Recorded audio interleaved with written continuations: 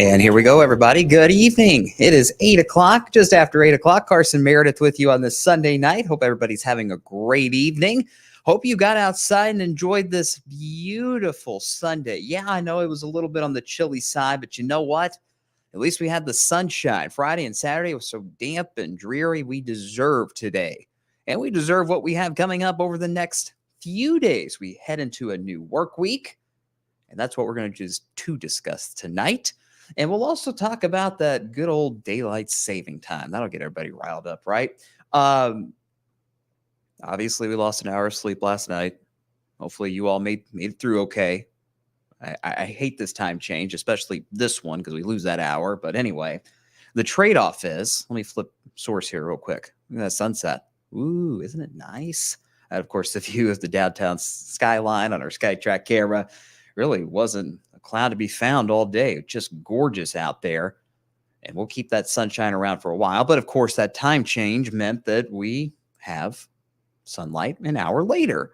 So that's the trade-off. And we're actually going to lead things off tonight discussing what would happen if the day ever comes that the government decides to make DST permanent.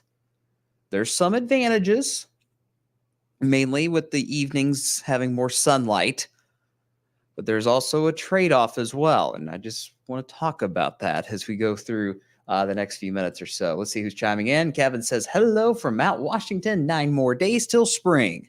Yes, 9 days away. We're in single digits. We're getting there. We're so close. But unfortunately, as we look at the 10-day here in a little bit, it's not really going to warm up much at all. It's going to stay a little bit on the chillier side as we head towards the middle part of the month of March. We'll talk more about that. Paul says, hey now, how you doing? Good to see you, Paul. Donnie says, hello. Let's see. Cheryl says, love the extra daylight in the evenings. I do too. You know, one of my favorite times of the year, well, I'm not a huge fan of summer, but the one thing I do like about summer is the fact that the sun is still out until 8:30 or 9 o'clock. That's always nice, right? But let's discuss what would happen if we, hang on a second, I got to switch okay, we're good. What would happen negatively, maybe, if daylight saving time ever became permanent? Let's look at this map, shall we? Hang on a second. I got to clear my throat. Okay, there we go. Sorry about that. Allergy sufferers. It's that time of year. That's the one thing I don't like about coming back home is I did not miss Ohio Valley allergies. Anyway, what you're looking at now is a map of the latest sunrise times across the country if daylight saving time became permanent. So what that means is This is how late the sunrises would be during the winter. So what we just got out of, okay? Saturday morning, we had the sunrise around, what was it? Close to 7, right? This is how late it would be during the winter if daylight saving time was a thing during the winter. Hopefully that makes sense. Let's zoom in on wave country, shall we? Look at the color scale here, and I'll draw it out for you. And the white lines you see are the time zones. So obviously wave country is split. This part is in the Eastern time zone. If you're down in Breckenridge, Grayson, Hart County, maybe down towards Bowling Green, you're in the Central time zone, of course. But look at all the different colors on the left side of your screen. That is kind of the color code of just how late the sunrises would be during the winter. Not sunsets, sunrises, okay? Because remember, the sunsets are earlier in the winter right now, and they would be later if we kept DST in place. But that also means the sunrises would be later too. So let's look at this dark purple color first, okay? 9:30 to 10 o'clock. Yes, that means during the winter, there will be parts of the United States that see a sunrise as late as 9:30 in the morning, okay? And you notice that zone goes into our southern Indiana counties. In fact, it's pretty much all of the Hoosier State. So if you're watching us tonight in Clarksville, Scottsburg, Salem, Paoli, French Lick, Corydon, I could go on. If DST ever becomes permanent, if Congress ever decides to go that route, you will have sunrises in the winter between 9:30 and 10 a.m. Just saying. Let me know what you think in the comments. I'll go through them as we discuss this in a little more detail, okay? How about Kentucky? Well, not much better. This darker purple color, or this lighter purple, I should say, covers Louisville, Shelbyville, LaGrange, basically all of our Kentucky counties in the Eastern time zone. Look when your latest sunrise would be. Again, not much better. 9 to 9:30 in the morning. A lot of kiddos are already be in school and it's still pitch black outside. I know when I was in high school, which, you could probably tell it wasn't too terribly long ago, but anyway, school started at 7:40 and it was still kind of dark. So that wasn't fun. But what if daylight saving time became permanent? In the winter, our sunrise in Louisville will be after 9 o'clock in the morning. Just saying. Just saying. Just wanted to lead off with that since the weather's pretty quiet and we just had that time change last night. Let's see. Steph says, ooh, do not like that. Got to remember that trade-off with daylight saving time, right? Connor says, what are we talking about? Connor, we are talking about whether or not daylight saving time will become permanent and how late that sunrise could be in the winter when we don't have daylight saving time right now. This is if we did really late sunrises. Cheryl says that late sunrise would only be for a couple weeks. True. But it's still really, really late. Let's see. Yeah, we're talking about that. Yeah, Alice talked about that 7:40 start time. It's so confusing now with all the different start times. Anyway. Yeah, Cheryl has a good point. Even with standard time, it's still dark in winter. That's true. Kevin says, I'm a second shifter. Easy for me to say. And I love it. Good. Everybody has their own input. Amanda says, thanks for putting this in perspective. I like daylight saving time change. Fair enough. I don't mind it. I love the idea of having more sunlight later in the evening. That's great. I love it. But this is the trade-off right here. And again, like we mentioned, this is not going to be for the entire year. This would just be in the winter in particular, if daylight saving time became permanent all year. But we've mentioned it before. Whenever the time change comes around, they will take an act of Congress to change that. I'll just leave it at that. Alicia says, that's crazy. Yeah, you got to remember, We don't usually think about the sunrises when it comes to DST. Let's see. David likes the late sunsets. Hello from Mount Washington to peace and love watching on YouTube tonight. Dave says, or become part of the Central Time Zone. You know, I lived in the Central Time Zone for about 9 years. I loved it. I did not like having sunsets during the winter at like 4 o'clock in the afternoon, but the timing just works better. And that's something I'll also mention here before we keep going. Because of the Central Time Zone, Southern Kentucky down towards Bowling Green, Glasgow, Scottsville, even in our far southern counties, Green, Taylor, Adair, you would have a sunset around 7 or sunrise rather around 7:30 or 8 in the morning. So that's not as bad. And that's another disadvantage of not only being in the Eastern Time Zone in general, but also being on the far western edge of the Eastern Time Zone. That means the sunrises would be way, way later than if you go out towards the big cities in the Northeast. So just an interesting little discussion that I wanted to lead things off with here tonight, just to keep things in perspective. Yes, DST can be a good thing in some respects, but we got to remember there's going to be some trade-offs too. Life isn't about getting everything you want sometimes, right? Okay, let's move on, shall we? Let's talk about what's happening 4 weeks from tomorrow. It's on its way, folks. Great American Eclipse. 28 days. We have been getting everything together for what we're going to be doing here at WAVE on April 8th, the big day. It's almost here.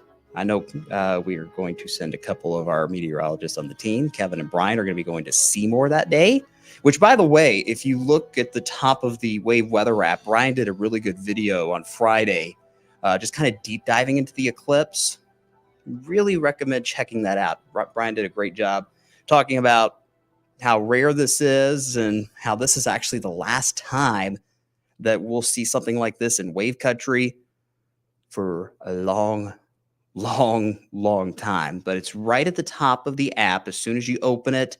Once we're done here tonight on Wave Weather Now, go check out that video. Great article with it as well, just kind of explaining how that day is going to go, who's going to see the most totality. Southern Indiana, you're the sweet spot this go round. Back in 2017, it was Kentucky. Now it's going to be Southern Indiana. That should be a fun day, assuming the weather cooperates. And that, my friends, is not a guarantee. Clouds could cause problems. We got very lucky in 2017. We didn't have much in the way of clouds at all. I was in Hopkinsville for that solar eclipse, and it was awesome. But this is not a good time of year to see full sunshine. April 8th. Actually, we see a lot of clouds in early April. So fingers crossed. We'll keep an eye on it.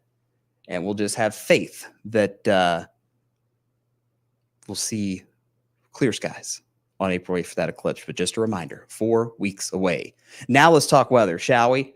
That is a live view of Bardstown tonight on our SkyTrack camera. Getting dark, of course, with that later sunset. But all in all, yes, it was cool today, but it was a really nice day. Just a little breezy too, but we really can't complain after what we saw on Friday and Saturday. A few Kentucky Mesonet cameras down in the Bluegrass. It is 45 in Bullitt County, and it is 43 in Oldham, Carroll, and Taylor counties tonight. And that bright blue sky that you saw today will be with us again tomorrow, but there will be a couple of changes in a good way for what we'll see Monday compared to what we saw on our Sunday. Wide view across the country. The big blue H is our friend, folks. That is a high pressure that is going to keep things nice and quiet to start off this new week. It'll definitely feel more like Friday weather instead of Monday weather tomorrow. Tons of sun. The system that brought our rain with us a couple days ago still causing a big mess in the Northeast. Quite a bit of snow in Ohio, West Virginia, Pennsylvania, New York. And we're not totally done with winter. I'm just going to leave it at that. We're not totally done with winter. There's, if you've been around here long enough, some of our biggest snow events have been in March. Nothing screams snow just yet over the next 10 days or 2 weeks, but who knows? It's trending cooler, so that's a start, right? But anyway, that high pressure will keep things quiet over the next couple of days. But I do want to remind everybody before we start to warm things up tomorrow afternoon, it is going to be cold again tonight. And the big difference tonight compared to last night is the wind is going to die down. What does that mean? Well, it means a couple of things. One, those temperatures will be quicker to drop. And it also means that we have a greater risk for frost to develop. Not everybody's going to see frost tonight, but you see those overnight lows are in the upper 20s area wide. I've actually dropped these low temperatures a little bit from our forecast earlier today. I've got 29 here in Louisville tonight, 27 across much of the Kentucky counties. I wouldn't be surprised we saw a few 25s and 26s here and there. So just something to keep in mind. Obviously, February was so warm. We knew this was going to happen, where we'd have a little cold snap and all the plants would bloom early, and then they would be at risk whenever we saw a frost potential come into play. We're technically not in the full-fledged growing season just yet. So that's why the Weather Service doesn't have a frost advisory tonight. But still, just to be on the safe side, don't take any chances with it. If you got any sensitive plants or vegetation, do what you can to protect them, be it covering them up. Maybe you got a plant outside that's like in a pot and you're able to like move it into the garage for the night where it's a little warmer. Do something like that just to be safe. I'm not expecting a significant widespread killing freeze or anything like that. But there's going to be some pockets of frost here and there, especially outside of Louisville, late tonight and early Monday morning. But that's really the only concern we have for tomorrow in particular. Let's go to the 10-day earliest alert, and we'll kind of wrap things up here quickly because there's really not a whole lot to talk about. It's honestly quiet for the next 3 to 4 days. We'll dive into Friday here in just a second. But for my friends in Indiana that are watching tonight, we'll remind you again, the statewide tornado drill is Tuesday morning, excuse me, at 10:15. So our Kentucky friends, we went through the tornado drill last week. Indiana, it is your turn. Make sure you have your severe weather plans ready to go. Good idea to practice them as we get closer to that peak of severe weather season. Still keeping the 20% chances for a few showers Wednesday and Thursday. I was hoping that I could drop those today. Some models still trying to squeeze out a couple of showers both days. So we're going to keep the chances in there, but I'm still optimistic that a lot of places will stay dry through Thursday, through the day on Thursday in particular. And look at that warm up. Man, oh man. 60 tomorrow, 67 Tuesday, 70 on Wednesday, and 75 on Thursday. How about that? Nice. Very comfortable. That, of course, comes to a screeching halt on Friday. And that's when our next big system moves in. Like we talked about, you see here on Futurecast, there's a couple of showers still being picked up Wednesday and then again on Thursday. It's a chance. It's still there. We'll keep an eye on it, but a lot of us look to still stay dry for the middle part of this week. We'll be watching this system, though, to our west across the Great Plains. It's going to be a decent system. It's not going to be a monster or anything like that, but it's still going to pack a little bit of a punch, especially to our west. It'll have enough fuel in the atmosphere for a few thunderstorms, but the track of that low is going to be key once again. If it goes right over wave country, we'll likely just see a good bit of rain Thursday night into Friday. If it wants to go up towards the Great Lakes, towards Chicago and Detroit, we may have to bump up those thunderstorm chances a little bit. And at the same time, there'll be another low pressure developing down to our south that could enhance the rain potential. So there's still a lot of fine tuning we've got to do with that forecast for the latter part of this week. It doesn't look like a severe weather outbreak at all. But there may be one or two stronger storms. Still just got to wait until we get closer into range for those higher resolution models to get a good idea of those little, what we call mesoscale features that ultimately decides just how strong some of those storms might be. But just know, Thursday night and Friday looks messy once again. Very similar to what we saw this past week. And that system will scoot on out of here. I'm hopeful. In fact, I'm pretty confident now that Saturday is looking drier for this upcoming weekend. Might still be cloudy, but Saturday is looking drier. But then we have that chance for more rain to move in on St. Patrick's Day next Sunday. It's going to be another system moving in from our south and west this time on Sunday, potentially Sunday. And the reason I say that is because the timing is just all over the place. I mean, we're talking 2-day difference as to when that next system moves in next week yet. Some forecast models say Sunday, some say next Tuesday, 9 days from now. We'll wait and see. For now, we're just going to bump up those chances to around 30% for St. Patrick's Day. And of course, as we get closer to that time frame with that system, we can nail down the exact timing a little bit more. And a reminder, 9 days away, we mentioned it earlier, spring begins next Tuesday. 11:06 p.m. is when the spring equinox kicks in on Tuesday, March 19th. But you see those temperatures really don't warm up a whole lot. Still looking like we'll trend things a little bit cooler heading into the second half of March. When will we see that pattern flip? That remains to be seen. You notice our precipitation outlook for that second half of March is trending drier. The temperature outlook is trending cooler.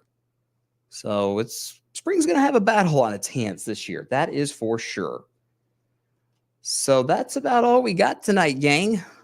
We're honestly pretty blessed to not have any huge severe weather concerns right now. Knock on wood, it stays that way, right? Usually we have some kind of potential this time of year, but all in all, it's looking pretty quiet. Just get outside and enjoy that sunshine.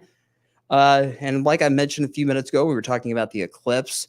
Brian Good has a great article and a great video at the top of the Wave Weather app. It'll go off the app tonight, I believe. So make sure you check it out before it goes off the app.